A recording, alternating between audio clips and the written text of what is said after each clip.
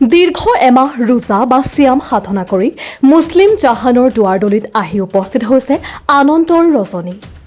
মাহে ৰমজানৰ অন্তত আল্লাহৰ প্ৰকৃত বান্দাসকলৰ মুক্তি প্ৰাপ্তিৰ দিন হ'ল ঈদ। সমগ্ৰ দেশৰ লগতে অসম ৰাজ্যখনতো অহা 11 এপ্ৰিল ইংৰাজী বৃহস্পতিবাৰে উদযাপন কৰা হ'ব ঈদ উল ফিতৰ। হোজাই জিলাৰ ঐতিহ্যমণ্ডিত নীলবাগানতো উক্ত দিনা পবিত্ৰ ঈদ উল ফিতৰৰ সমূহীয়া নামাজ অনুষ্ঠিত কৰা হ'ব। ঈদ উপলক্ষে নীলবাগান ঈদগাহ ময়দানখনক নৰূপত সজাই পৰাই লাইটিঙৰ জৰিয়তে পোহৰাই তুলিছে ঈদগাহ কমিটি ও যুৱকসকলে। নীলবাগান ঈদগাহত সেইদিনা পুৱা 7:45 ঈদ উল ফিতৰৰ সমূহীয়া নামাজ অনুষ্ঠিত হ'ব।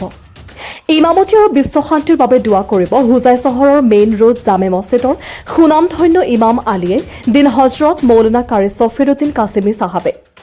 পবিত্ৰ ঈদ উল ফিতৰ উপলক্ষে নীলবাগান ঈদগাহৰ সাধাৰণ সম্পাদক আব্দুল হক বৰভূঞাই জাতি ধৰ্ম বৰ্ণ নিৰ্বিশেষে সমূহ অসমবাসী ৰাইজলৈ আন্তৰিক শুভেচ্ছা আৰু অভিনন্দন জনাই কয় যে পবিত্ৰ ঈদে আমাৰ সকলোৰে মাজত হিংসাৰ ভাৱ আঁতৰ কৰক।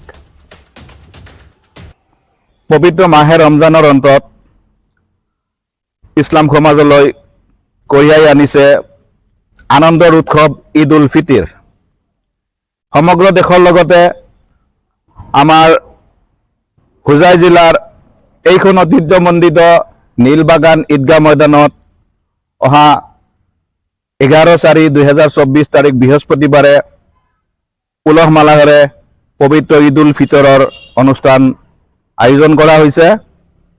সেইদিনা ৰাতিপুৱা 7:45 ঈদৰ সমূহীয়া জামাত অনুষ্ঠিত হ'ব।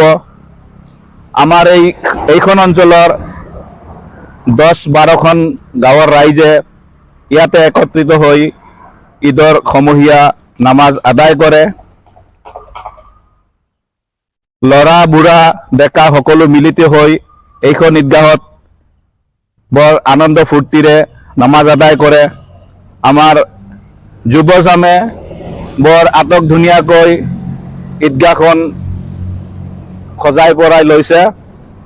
ই এটা ভাল লক্ষণ। আমাৰ ঈদগাহত এইবাৰ ঈদৰ নামাজত ইমামতি কৰিব হোজাই টাউন জামে মছজিদৰ স্বনামধন্য আলিম হজৰত মৌলানা কাৰী ছফিৰুদ্দিন কাছিমি চাহাবে।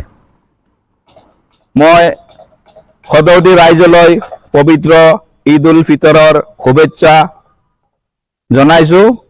ঈদ মুবাৰক।